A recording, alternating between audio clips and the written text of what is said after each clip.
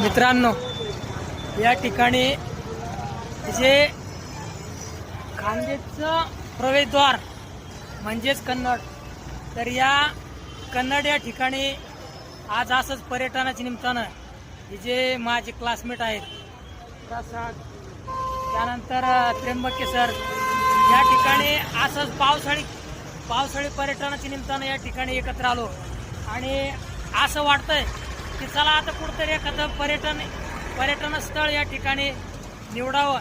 तर मला असं वाटतं की एकतर गवताळा अभयारण्य किंवा इकडं पितळखोरं अशा या पर्यटनाच्या ठिकाणी आज वेळ ठरलेला आहे.